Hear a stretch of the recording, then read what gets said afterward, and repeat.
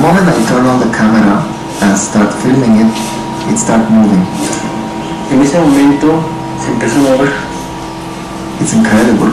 I turn on the camera and start filming, and it almost appeared as if it noticed me. Parecía como si se hubiera dado cuenta. You could see it was heavy, in a dark color, a type of humanoid. It looked like some sort of spacesuit. Something was very strange.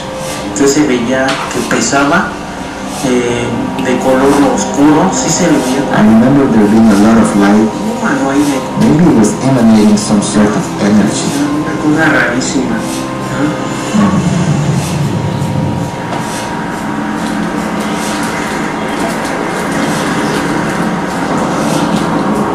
Everything gets into the computer, everything gets analyzed, compared, authenticated. Jim Horrocks, a law enforcement video analyst in Los Angeles, will use state-of-the-art technology to examine the footage. So what we're seeing is the raw footage from Horacio in Mexico, handheld video, very shaky. The first step is to try and stabilize the image. Because of the shake in his hands, the subject matter flies all over the screen. And so what we attempt to do with motion stabilization is to center that unknown object in the center of the screen. Next, Horrocks searches for a single frame of video that can be enhanced. That's a pretty clear frame there. There's very little contrast on this, but we can tighten that up a little bit. Then, by zooming in, Horrocks reveals each individual pixel of the video. That's at 300%. You still have a round shape. Larger at the top, smaller at the bottom. You have something protruding from it. He examines the eerie reddish glow more closely. Either the object is emitting light, or it is reflecting light from some other source, like the morning sun.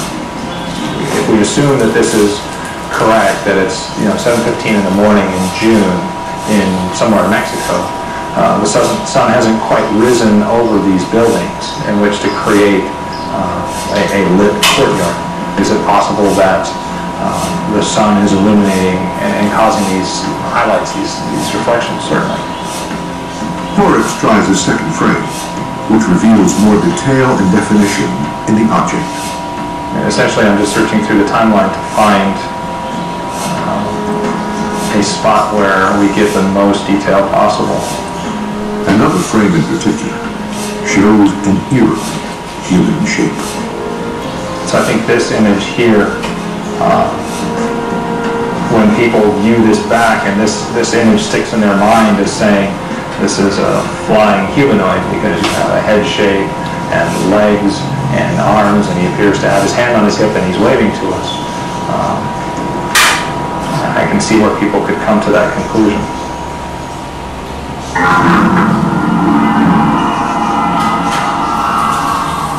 Joe Nickel remains skeptical. He says that the sightings of flying humanoids can be explained by a tradition at Mexican celebrations. My understanding is that in Mexico, there's, at weddings, clusters of balloons are released. If there is already some mythology of beings in the sky, then that creates a context for identifying it as humanesque in some kind of way. Nickel will test the theory that the sightings are misidentified helium-filled balloons. Well, these are clusters of balloons such as might be released at a celebration, and or of course for some other purpose. And we're simply seeing how these look when we send them aloft, see if they are recognizable as balloon clusters. We'll see what it looks like. Okay, and you can send it up. Okay, now they're scattering like I thought they might. Looking a little scattered from here. But I'm wondering if they maybe should be in a little tighter. Certainly, if when we're doing this for any kind of hoax, we want them to stay together. Michael tries to cinch the next cluster tighter. Okay, this should do better. Release. Much better already. Only it's gone out of sight.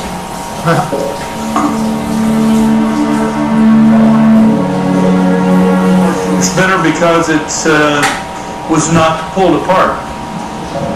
It needs to look at all like an unidentified flying humanoid. Rule number one is that it needs to stay together. He encases the final cluster in black plastic. Well, here's a neat way to keep the cluster from looking like a cluster. And if someone were deliberately hoaxing such an effect, this would be one of many ways to produce an effect. Well, it's certainly keeping together better.